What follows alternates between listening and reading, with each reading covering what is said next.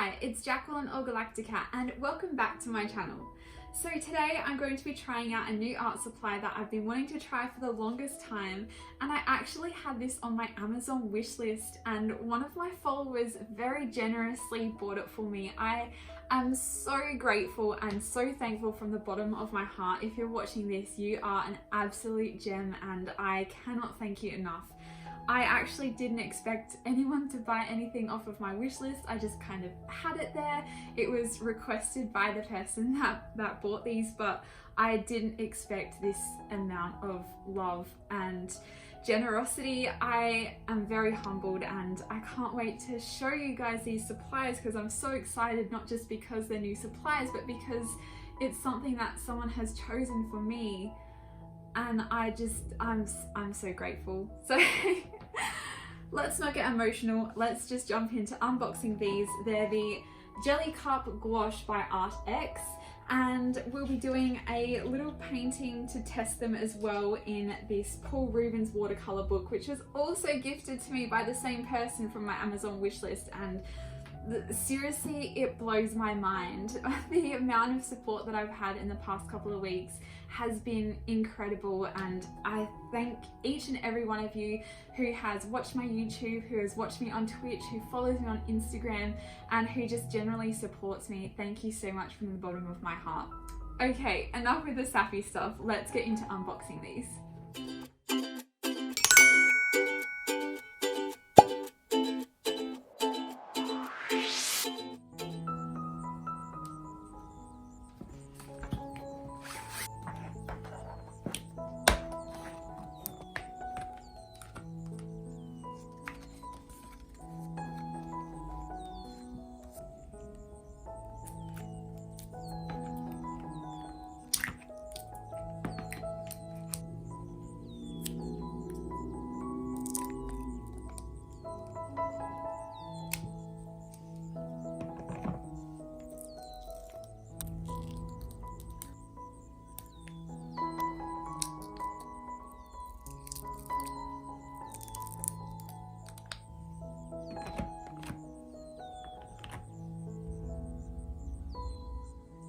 Okay, so let's test these. I'll do a little swatch like we always do.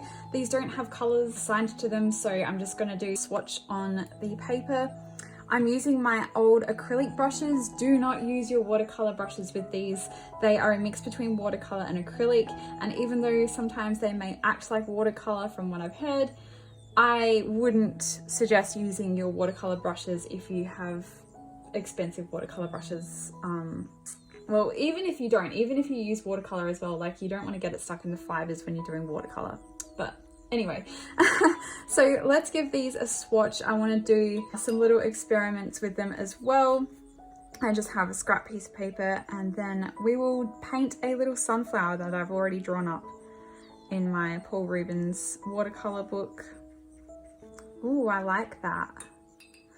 I want to try doing a bit of a gradient as well to see how they mix. So let's swatch a few colors. I mean, to me they're acting a lot like acrylic, but just a really thin acrylic. But I'm interested to see the watercolor properties of it. So let's water this one down and see how we go. I mean, yeah, like, I can see the similarities between this and watercolor. This is gonna be amazing. I'm so scared of liking these too much and then thinking that I want to do gouache paintings instead of watercolor paintings and then rechange my entire image.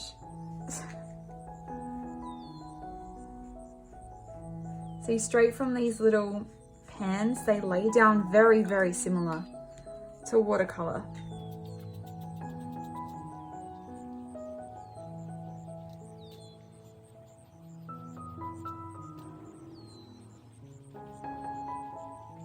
These are so crazy. I can lay them down like acrylic, but then blend them out like watercolor. I expected them to be like that, but I don't know, like, it's blowing my mind. I really like these. but we'll see what it's like doing an art piece with them.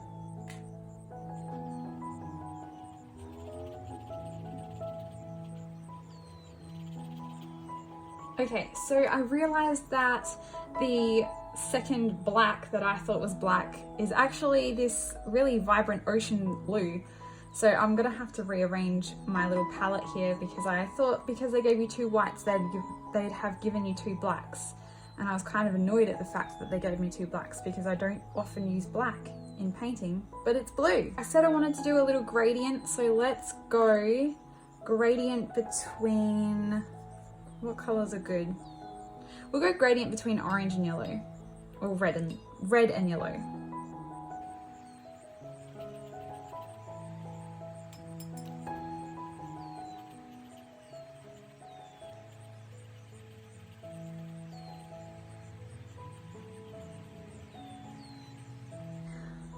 Okay, I'm not gonna lie, I'm really impressed. Like, I wish I'd known about gouache earlier, and then I probably would have started with gouache instead of watercolor. I mean, I'm not saying I hate watercolor. I love watercolor. That is my preferred medium, but oh my lord, this is amazing, and I'll probably be using it a lot more after today. So let's jump into doing a little image that I've drawn up in my Paul Rubens watercolor book and see how we go.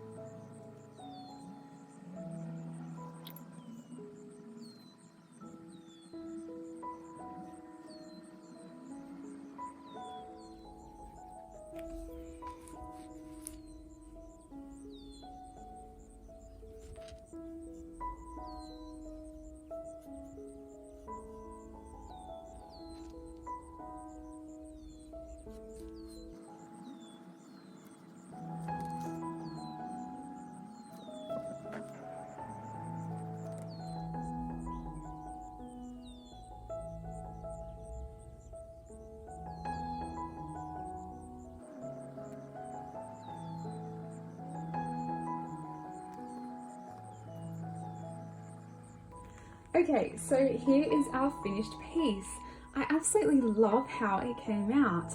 I love the texture of it. I love the overall look of it, and I know that I wouldn't have been able to get this effect with watercolor, so I think it was really cool trying a different medium that was in between acrylic, which I used to use, and watercolor, which I use now.